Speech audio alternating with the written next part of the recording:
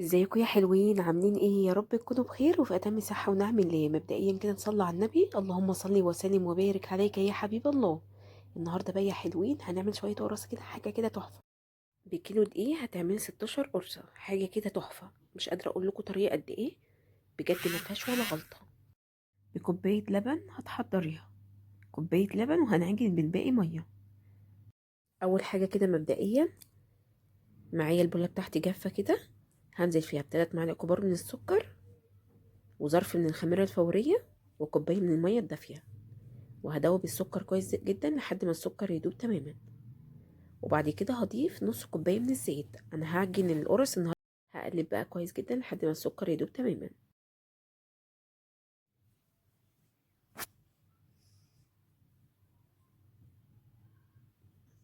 اهو كده السكر داب معايا.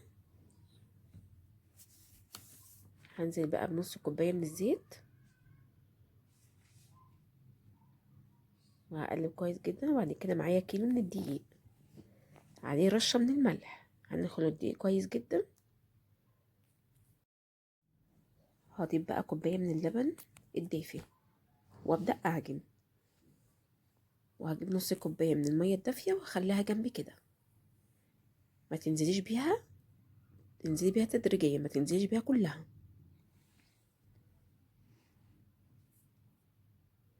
لحد ما العجينة تظبط معاكي.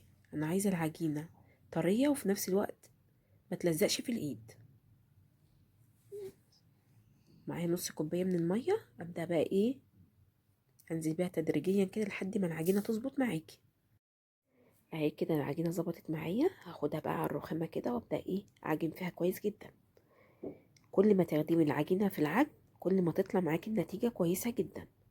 اهو شايفين ملمس العجينة بالظبط؟ العجينة خدت معايا كوبايتين ونص من السوائل، بس النص التاني انزلي بيه زي ما قلتلك تدريجيا.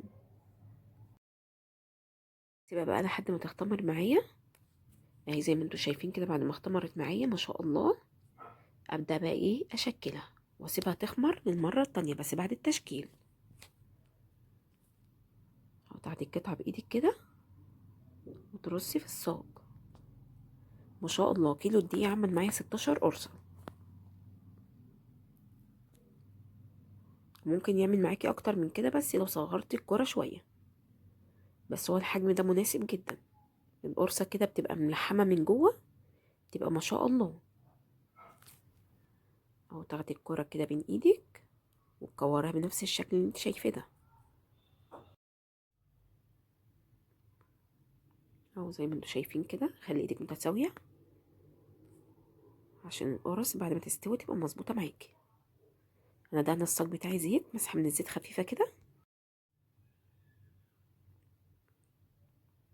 ما شاء الله العجينة ممتازة جدا. كل ما تخدمي العجينة في العجن كل ما تطلع معاكي طرية. اهو ما شاء الله كده خلصت اول صاج. هكمل بقى الكمية كلها. اهو كده خلصت الكمية كلها وسبتها تخمر. انا هدهن الوش بقى معايا سيرب كده. ما عندكيش السيرب ده، حبة مية بسكر كده وادهني الوش. ما بحبش ادهن المخبوزات بيض بصراحة، بتبقى زفرة. السيرب بيدي حمار للقرص جميل جدا.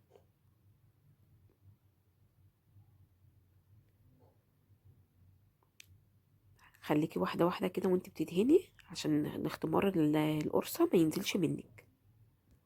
الفرن طبعا شغالة من قبلها على درجة حرارة 200. ما بتاخدش وقت خالص. اول ما تحمر معاكي اطفي من تحت وشغلي الشواية شوية. هدهن بقى على الوش كده سمسم، شوية من السمسم كده، وهدخلها الفرن. وصلت بقى معايا لحد هنا، يا ريت ما تنسيش اللايك الحلو منك والكومنت عشان ارحب بيكي، والاشتراك طبعا في القناة. وفي اي حاجة حابين تسألوا عليها اكتبوا لي في الكومنتات وانا هرد عليكم.